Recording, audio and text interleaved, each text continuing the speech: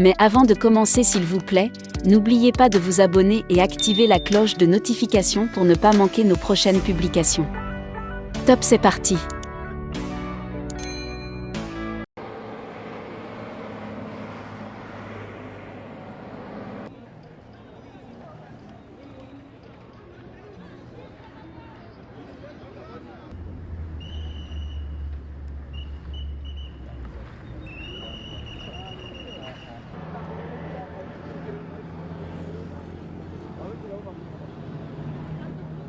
Le président de la République, chef de l'État, Félix Antoine Tshisekedi Tshilombo, a présidé ce vendredi 4 novembre 2022 par visioconférence la 75e réunion du Conseil de ministres. 5 points étaient inscrits à l'ordre du jour, à savoir 1. Communication du président de la République, chef de l'État. 2. Points d'information. 3. Approbation d'un relevé des décisions de Conseil de ministres. 4. Examen de dossiers. 5. Enfin, examen et adoption de textes. La communication du président de la République a porté sur 4 points principaux, à savoir 1. De l'engagement pour l'émergence de champions congolais. Le président de la République a rappelé aux membres du Conseil que lors de la clôture de la 8e édition du Forum Makutano à Mbuji-Mayi, il est revenu sur sa vision relative à l'émergence de champions congolais dans l'entrepreneuriat privé. Il a salué dans cet esprit les différentes initiatives prises dans le sens de la création d'opportunités du partage d'expériences, notamment celles réalisées conjointement avec le président honoraire du Nigeria, Olusegun Obasanjo, dans le rapprochement opéré entre les entrepreneurs privés de la République fédérale du Nigeria et ceux de la République démocratique du Congo. Ces rapprochements ont l'avantage de comprendre le modèle Obasanjo centré autour d'une collaboration optimale entre les secteurs publics et privés qui a permis l'émergence des capitaines d'industrie nigérians sur plusieurs secteurs. Le président de la République a plaidé pour un profond changement de mentalité, plus encore une révolution culturelle pour créer un écosystème entrepreneurial qui se caractérise par des relations constructives entre les secteurs privés d'une part et l'État à travers toutes ses administrations d'autre part. À cet effet, il a invité tous les membres du gouvernement, sous la supervision du Premier ministre, de veiller à la mise en œuvre de cette révolution culturelle dans les administrations publiques sur leurs tutelles respectives qui interagissent avec les entreprises privées. Il a en outre chargé le vice-premier ministre, ministre en charge de la fonction publique, en collaboration avec le ministre d'État, ministre du Plan à travers le Secrétariat national pour le renforcement de capacités Sénarec, de mettre en place des modules de formation pour accompagner cette appropriation de l'écosystème entrepreneurial dans les chefs de nos administrations publiques et régies financières. 2. De la 2e conférence des chefs d'État de l'Union africaine sur la masculinité positive à Dakar. En sa qualité de champion africain de la masculinité positive et dans le cadre des préparatifs de la 2e conférence sur la masculinité positive, le président de la République a rappelé que l'Union africaine considère la violence à l'égard des femmes et des filles comme l'une des formes les plus flagrantes des discriminations et un obstacle majeur à la réalisation des droits humains fondamentaux des femmes. C'est pour transformer les inégalités structurelles et institutionnelles qui conduisent au fait des violences à l'égard des femmes et des filles qu'il avait été sollicité l'implication des leaders masculins, notamment des chefs d'État, afin d'engager d'autres hommes et garçons dans les efforts visant à y mettre fin. C'est dans la suite de la conférence de Kinshasa, qui avait été sanctionnée par la déclaration et l'appel en action de Kinshasa, que va se tenir cette année, suivant ces recommandations, une évaluation annuelle de la mise en œuvre des engagements pris. À cet effet, et pour poursuivre le travail amorcé à Kinshasa, l'Union africaine organisera la 2e conférence de chefs d'État sur la masculinité positive à Dakar du 10 au 12 novembre 2022 en collaboration avec la République démocratique du Congo. Vu l'importance que revêt notre participation à cet événement, le président de la République a recommandé à toutes les parties impliquées, notamment les ministères en charge des affaires étrangères, celui du genre famille et enfants, ainsi qu'à son cabinet, de mettre en place tous les éléments qui permettront à la République démocratique du Congo d'y participer le plus activement possible. 3. De la responsabilisation de bourgmestres dans l'assainissement des eaux de pluie dans la ville-province de Kinshasa. Le président de la République est revenu sur les conséquences de pluies diluviennes qui se sont abattues ces derniers jours dans la ville-province de Kinshasa. Les inondations des artères et de certains quartiers dans les différentes communes de la capitale démontrent à chaque fois l'absence d'un plan d'entretien et d'assainissement régulier des voies d'évacuation des eaux de pluie. Outre cette réalité, ces inondations viennent également rappeler la nécessité de sévir face aux constructions anarchiques qui constituent une autre dimension de ces problèmes. Face à cette situation, il est attendu du gouverneur de la ville de Kinshasa du courage dans l'application stricte et rigoureuse des plans de la ville, même là où toute résistance se présenterait. Dans le même esprit, il est attendu de bourgmestres une implication efficiente dans les travaux d'assainissement de leurs communes respectives. Le président de la République a chargé les vice-premiers ministres, ministres de l'Intérieur, Sécurité, Décentralisation, Affaires coutumières, ainsi que le gouverneur de la ville-province de Kinshasa, d'encadrer le bourgmestre des 24 communes dans la mise en œuvre et l'utilisation efficiente des brigades pérennes d'entretien et d'assainissement en sus des travaux ponctuels effectués par l'Office de voirie et drainage. Le dernier point de la communication du président de la République a porté sur le mandat de la République démocratique du Congo à la tête des l'OHADA dès janvier 2023. Pour terminer sa communication, le président de la République a rappelé aux membres du gouvernement qu'à l'occasion du 10e anniversaire de l'adhésion de notre pays à l'OHADA, les barreaux de Kinshasa-Gombe et la Commission nationale OHADA ont organisé sous son patronage un colloque international.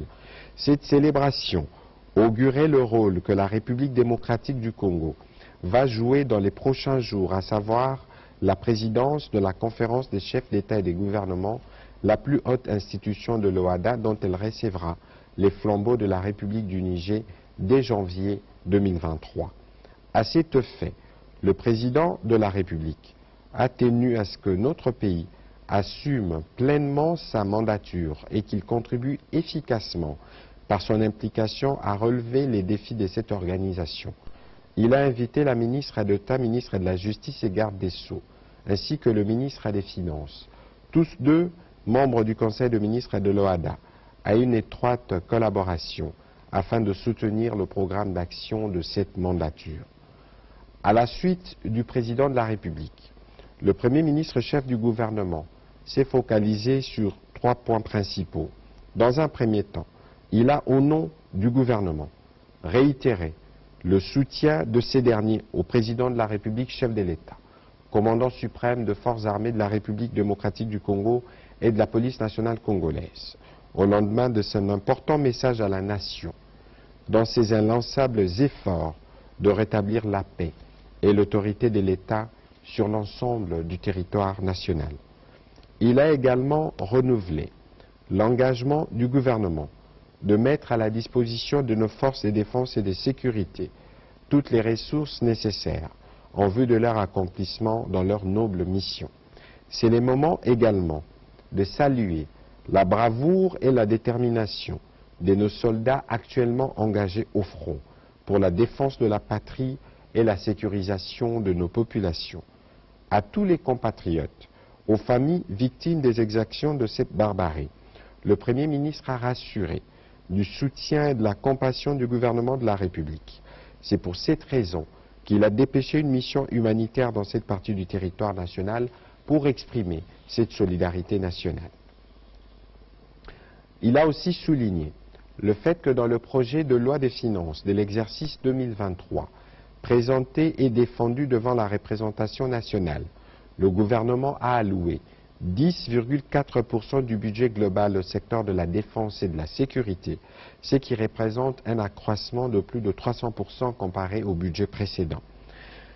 Dans un deuxième temps, le Premier ministre a justement au sujet de ce projet de loi des finances pour l'exercice 2023. Saluer la volonté politique du chef de l'État, volonté qui a motivé le gouvernement à réaliser le bond historique qui porte aujourd'hui notre budget à 14,6 milliards de dollars américains.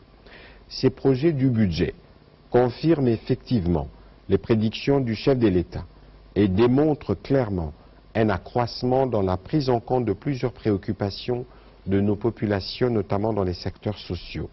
Loin de sombrer dans l'autosatisfaction, le Premier ministre a relevé que ces prévisions budgétaires, historiquement parlant, marquent une réelle dynamique évolutive de notre pays, dynamique que notre gouvernement entend maintenir, notamment par le renforcement de ses instruments de gestion et la maîtrise des finances publiques. Enfin, le Premier ministre a annoncé la participation de la République démocratique du Congo, pays solution, aux travaux de la COP27 qui débute ce 6 novembre 2022 à Sharm el-Sheikh en Égypte, dans la suite de la pré-COP et autres travaux préparatoires tenus à Kinshasa.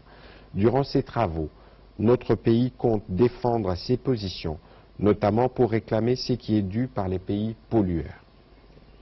Le deuxième chapitre du Conseil de ministres est de ce jour à porter sur le point d'information, État et administration du territoire. Le vice-premier ministre, ministre de l'Intérieur, Sécurité, décentralisation et affaires coutumières, a informé le Conseil de l'État du territoire, qui reste dominé par la poursuite des opérations militaires dans l'Est de la République démocratique du Congo. Durant la semaine qui s'achève, l'état d'esprit de la population a été dominé par la mobilisation de mouvements citoyens à travers le territoire national contre l'occupation du mouvement rebelle M23 d'une partie du territoire de Rutshuru. L'assentiment de la majorité de l'opinion nationale au sujet de l'expulsion de l'ambassadeur du Rwanda en République démocratique du Congo. La tenue le 27 octobre 2022 des activités de la 8e édition du Forum des réseaux d'affaires Makutano à Kinshasa et à Mbuji-Mayi. Enfin, l'adresse à la nation du président de la République, chef de l'État, annoncée à l'issue du dernier Conseil supérieur de la Défense. Le vice-premier ministre, ministre de l'Intérieur, décentralisation et affaires coutumières, a aussi succinctement brossé la situation sécuritaire dans plusieurs provinces du pays. Il a mis en exergue l'activisme des groupes armés des assaillants, notamment dans les provinces du Haut-Katanga, de l'Ituri, du Mai-Ndombe et du Nord Kivu.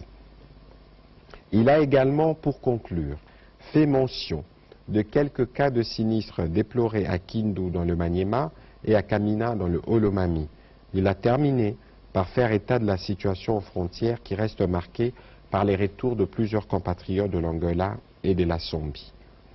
Toujours sur ces chapitres, le vice-premier ministre, ministre de l'Intérieur, a été complété par la vice-ministre, ministre de la Défense, au nom de son titulaire en mission dans la zone. Elle a informé le Conseil de la situation opérationnelle consécutive à la récente offensive du M23 RDF avec l'appui de l'armée rwandaise dans cette partie du pays. Il a aussi informé le Conseil de la remise aux forces armées de la République démocratique du Congo par la MONUSCO à Kiwanja d'un élément de l'armée rwandaise ayant fui le rang du 401e bataillon basé à Kingi dans le Rwanda le 16 octobre dernier. Le ministre de la Santé publique, Hygiène et Prévention, pour sa part, a présenté au Conseil la situation sanitaire générale du pays. Au sujet de l'évolution de la situation récente sur le marché des changes ainsi que celui de biens et services. Invité spécialement à ce Conseil de ministres, la gouverneure de la Banque centrale du Congo a présenté au Conseil la conjoncture économique du pays. En effet, la situation macroéconomique de la République démocratique du Congo a été marquée par la poursuite du ralentissement du rythme hebdomadaire de prise antérieure amorcé depuis le mois de septembre dernier, le maintien de la stabilité sur le marché de change, reflétant ainsi la poursuite de la bonne coordination des actions au niveau des politiques monétaires et budgétaires. La croissance demeure projetée à 7,1% et elle tient principalement de la bonne performance des branches extraction, transport et télécommunications d'une part, et du bon comportement de la dépense publique tant des consommations que d'investissements d'autre part. Le taux d'inflation hebdomadaire a été de 0,19% contre 0,3% une semaine plus tôt. Au 28 octobre 2022, l'inflation cumulée s'est située à 10,6% contre une projection annuelle de 11%. Les marchés d'échange a été caractérisé par une quasi-stabilité dans ces deux compartiments. En effet, le franc congolais s'est légèrement déprécié, de 0,01% par rapport à la semaine dernière, s'échangeant à 2012,75 francs congolais les dollars américains.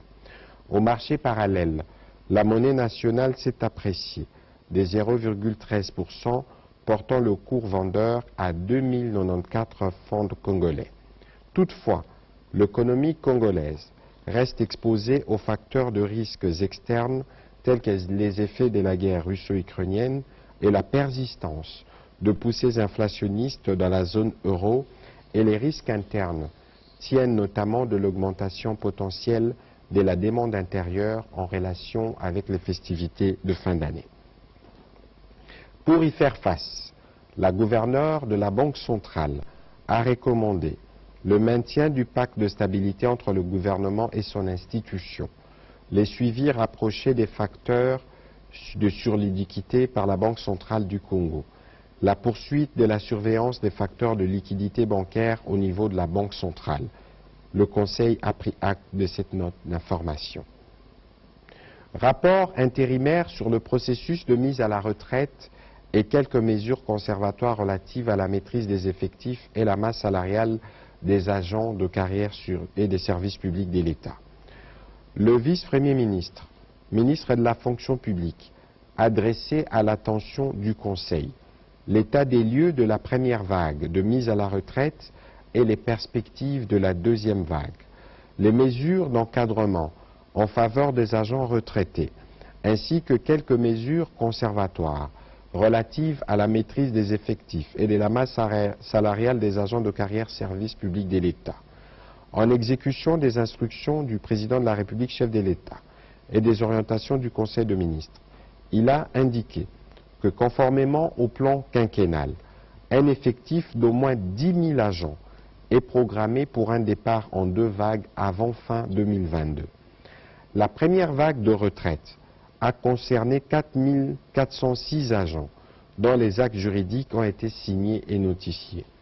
Une deuxième vague concerne un effectif de 6 000 agents éligibles dont les travaux de fiabilisation des listes et des préparations des actes sont en cours de finalisation au niveau du ministère de la fonction publique. Le vice-premier ministre a informé le Conseil sur le fait que le processus de paiement des indemnités de fin de carrière aux retraités de la première vague débute dès la semaine prochaine au niveau de banques commerciales payeuses qui ont été approvisionnées par la Banque centrale pour tous les 4 406 agents concernés. À cet effet, plusieurs mesures d'encadrement sont en cours afin notamment d'inciter ces nouveaux retraités à l'observance de la culture bancaire en s'abstenant entre autres à des retraits massifs de fonds dont ils sont bénéficiaires. Par ailleurs, le vice-premier ministre, ministre de la fonction publique, a fait part au Conseil de quelques mesures conservatoires qui seront prises incessamment en vue de la maîtrise des effectifs et de la masse salariale des agents des services publics de l'État en collaboration avec les ministères du Budget et des Finances et sous la coordination étroite du Premier ministre chef du gouvernement. Le Conseil a pris acte de ces rapports. Au sixième point sur ces chapitres de points d'information, rapport sur l'état d'avancement de projets d'entretien et des constructions dans la voirie de la ville de Kinshasa. Prenant la parole, le ministre des Infrastructures et Travaux publics a présenté le rapport relatif à l'avancement de travaux de voirie dans la ville-province de Kinshasa. Il a aussi annoncé la fin des travaux du lot 1 du projet Kinshasa Zéro Trou qui a été couronné par l'ouverture de la route située à l'entrée Matete communément appelée sous-région où un pont a été reconstruit sur la rivière Matete reliant les communes de Lemba et Matete à la grande satisfaction de la population. Le Conseil a pris acte de ce rapport. À son tour, la ministre d'État, ministre du portefeuille, a présenté au Conseil la note d'information sur la relance de la SOCIR SA à la suite de l'instruction donnée par le président de la République au cours de la réunion du Conseil de ministres du 8 juillet 2022.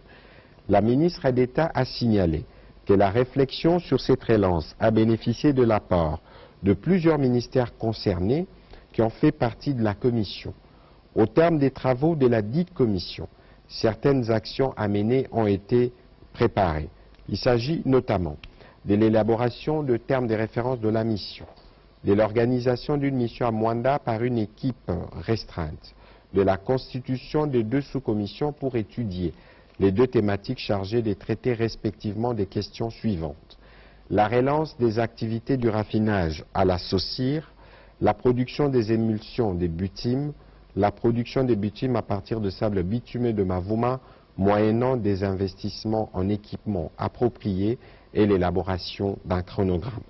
Le Conseil a pris acte de cette note d'information. Résultat de validation du rapport de la République démocratique du Congo sur la transparence dans la gestion des ressources naturelles congolaises par les instances internationales des litiers. Le ministre d'État, ministre du Plan, a fait rapport au Conseil des résultats de validation du rapport de la République démocratique du Congo sur la transparence dans la gestion des ressources naturelles congolaises par les instances internationales de l'initiative pour la transparence des industries extractives. En effet, l'ITIE est une institution internationale qui a établi de critères ou standards internationaux d'appréciation de la transparence dans la gestion des industries d'exploitation de ressources naturelles pour s'assurer que les retombées de l'exploitation des dites ressources profitent aux populations. Notre pays, la République démocratique du Congo, y a adhéré depuis 2005. C'est à cette fin, comme dans les autres pays membres, et suivant les exigences de l'Institut international précité, que le gouvernement de la République démocratique du Congo a créé un service public dédié appelé Comité national des litiers République démocratique du Congo. Il est demandé à chaque État membre, à travers son service interne, d'établir un rapport sur l'état de la transparence, sur base des standards précis, à savoir la diffusion ouverte et accessible des informations, notamment sur la fiscalité, les actifs, les actions, la répartition des revenus, les débats libres et élargis sur des questions de ressources naturelles, l'engagement du gouvernement à améliorer la gouvernance dans ces secteurs. Les ministres d'État, ministres du Plan, a signalé qu'au terme de plusieurs efforts, notre pays a été coté favorablement et est redevenu fréquentable et récompensant ainsi le travail amorcé depuis juin 2021 à la demande du président de la République.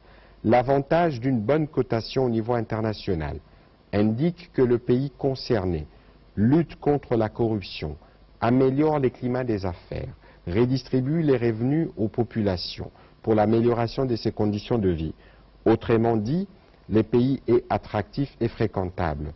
Par conséquent, les investisseurs dans les secteurs extractifs peuvent facilement obtenir des financements dans les milieux boursiers pour y investir davantage, ce qui constitue un gain précieux pour notre économie. C'est ainsi que les instances internationales des litiers ont évalué lors de réunion du 13 octobre 2022 toutes les mesures correctives en attribuant une note satisfaisante dans la République démocratique du Congo de 85,5 de points sur 100 qui traduit un niveau élevé de transparence. Le Conseil a pris acte de ce rapport. 9e point dans ce chapitre sur le point d'information. Rapport relatif au comité chargé de la stabilité financière sur le dossier BIAC SA en liquidation. Le ministre des Finances a fait l'économie du rapport relatif aux 2 réunions du comité de stabilité financière en République démocratique du Congo, tenues respectivement le 25 octobre et le 1er novembre 2022, pour passer en revue la situation de la liquidation de la Banque internationale pour l'Afrique au Congo, BIAC. Partant de l'état de la question, il a été noté que la précarité de la situation financière de la BIAC SA ne pouvait qu'appeler à une prise en charge urgente par la Banque centrale du Congo en sa qualité d'autorité des régulations des secteurs bancaires. Conformément à la loi bancaire en vigueur, le Comité des stabilités financières a soutenu que la décision du retrait d'agrément de la BIAC SA était requise pour protéger les épargnants et éviter une crise systémique dans les secteurs financiers. Le ministre des Finances a précisé que suite à l'enlisement du processus de liquidation et la multiplicité des procès et recours judiciaires, l'état de la BIAC SA apparaît à ces jours méconnu de toutes les parties. D'où la recommandation du Comité des stabilités financières de solliciter un état des lieux de la BIAC SA en liquidation par l'Inspection générale de finances et d'en présenter le rapport en déant 30 jours. En attendant la présentation de ce rapport, qui inclura notamment la situation des créanciers et des tiers de propriété détenus par la banque en liquidation, le Comité des stabilités financières a recommandé à la Banque centrale du Congo et aux actionnaires de la BIAC SA de considérer l'option de surseoir à toute activité au sein de cette banque au risque d'entraver la mission de l'Inspection générale de finances. Le ministre des Finances a conclu son propos en rappelant que le Comité des stabilités financières a notamment pour mission de favoriser la concertation entre les institutions et organes de l'État en vue de préserver la stabilité financière et ce, sans interférer d'aucune manière sur les décisions des justices. Le Conseil a pris acte de ces rapports. Rapport initial de la mise en œuvre de la Convention relative aux droits des personnes vulnérables. La ministre est déléguée auprès du ministre des Affaires sociales, chargé des personnes vivant avec handicap et autres personnes vulnérables, a présenté au Conseil les rapports initiaux de la mise en œuvre par la République démocratique du Congo de la Convention relative aux droits de personnes vulnérables. Elle a souligné que l'élaboration du rapport initial sur la mise en œuvre de cette convention marque l'engagement indéfectible du gouvernement sous le leadership du président de la République chef de l'État et la conduite du Premier ministre chef du gouvernement de surmonter les défis des marginalisations d'une partie importante de notre population ainsi que la volonté d'éradiquer les inégalités fondées sur le handicap. Le Conseil a pris acte de ce rapport. Au troisième chapitre du Conseil de ministres de ce jour, le Conseil de ministres a adopté le relevé des décisions prises lors de sa 74e réunion tenue le vendredi 21 octobre 2022. Quatrième point, examen et adoption des dossiers. Un dossier, situation des finances publiques. Le ministre des Finances a informé les conseils des performances enregistrées dans la gestion des finances publiques. En effet, les recettes mobilisées au mois d'octobre 2022 ont été de l'ordre de 1069,9 milliards de francs congolais sur des prévisions des recettes budgétaires mensuelles arrêtées à 1107,9 milliards de francs congolais, soit un taux de réalisation de 97%. Les régies financières poursuivent leurs efforts de mobilisation des recettes dans la perspective de leurs assignations annuelles. Les recettes cumulées du 1er au 31 octobre 2022 ont affiché 15 879,6 milliards de CDF, ce qui représente 130% de taux de réalisation par rapport aux prévisions de janvier à octobre 2022 attendues de 12 258,6 milliards de francs congolais et 107% de taux de réalisation par rapport aux prévisions annuelles de 14 790,9 milliards de francs congolais. Le ministre des Finances a indiqué que l'ensemble de ces recettes représente une augmentation de 65% en comparaison avec les recettes de janvier à octobre 2021 qui étaient de 9 585,9 milliards de francs congolais, affichant un accroissement de 6 129,7 milliards de francs congolais, équivalent à près de 3,145 milliards de dollars. La situation cumulée par les régies financières indique un taux de réalisation par rapport à leurs prévisions annuelles respectives de 137% pour la Direction générale des impôts, 70% pour la Direction générale des douanes et accises et 92% pour la Direction générale des recettes administratives, domaniales, judiciaires et des participations des GERAD.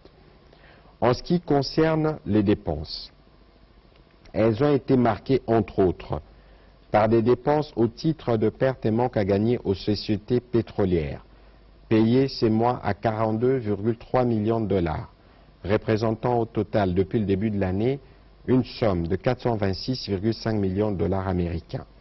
Les paiements de 116,3 millions de dollars, comptant pour 2 mois des dotations de la Commission électorale nationale indépendante, ce qui porte la somme totale versée à 414,600 000 dollars américains, 414 600 000 dollars américains.